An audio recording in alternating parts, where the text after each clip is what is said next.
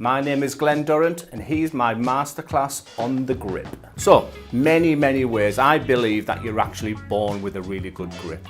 I get frustrated when people say, how do you hold a dart? I want to hold a dart. There's so many different ways and that can affect how the dart can fly in the air.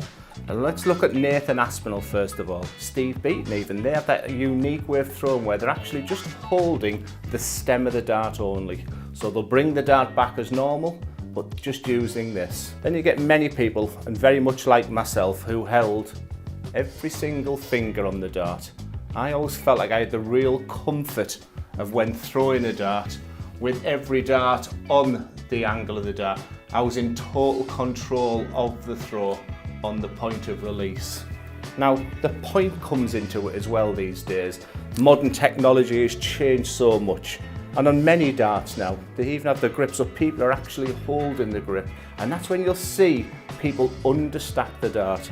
And what I mean by understacking is if you hold the point of the dart or very low, you'll see as you throw the dart, it will actually understack, very much like Phil Taylor did. He had that unique way of just a couple of fingers on the dart, did Phil, bringing it back, very similar to that.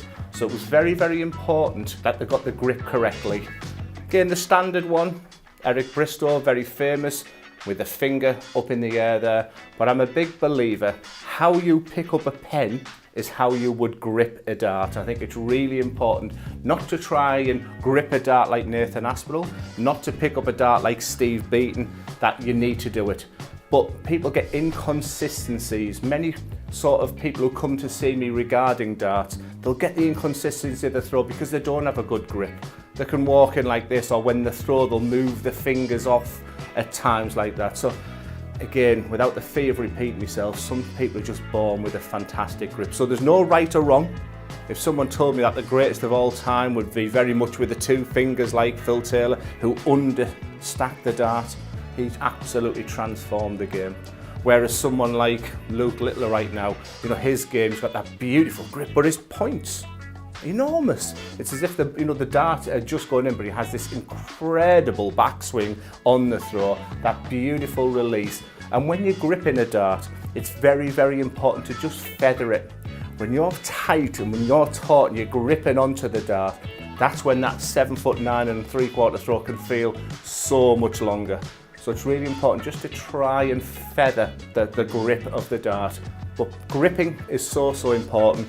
A little bit of trial and error as well. But for my masterclass, don't copy off anybody. So now let's look at the makeup of a dart. Now I was one of the very few players who used a pair flight. That's what we call a standard flight. And pretty much 8 out of 10 players, certainly when I was on the scene, would use the standard flight.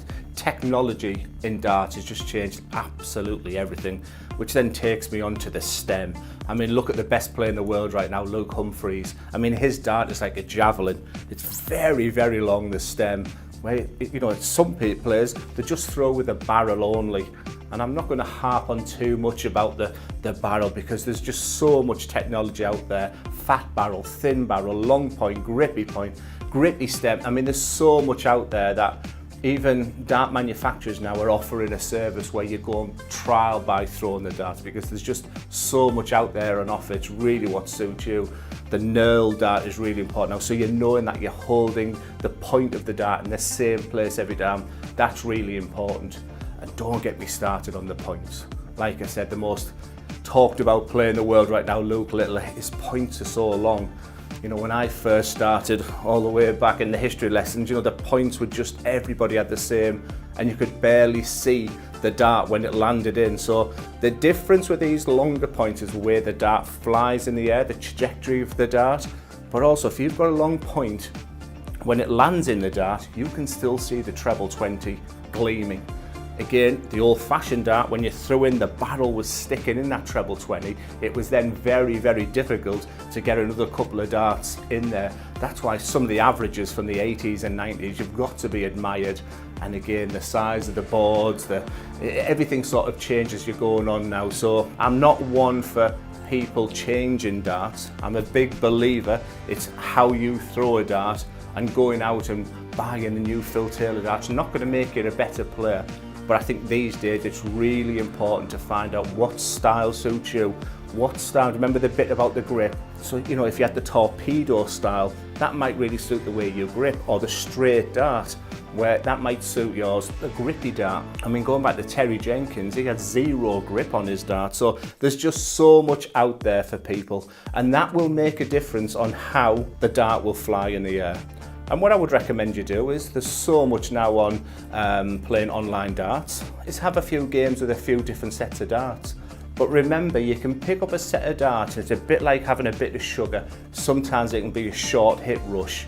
So don't think that, wow, I've suddenly found my darts now. Just get ones that you feel really confident in.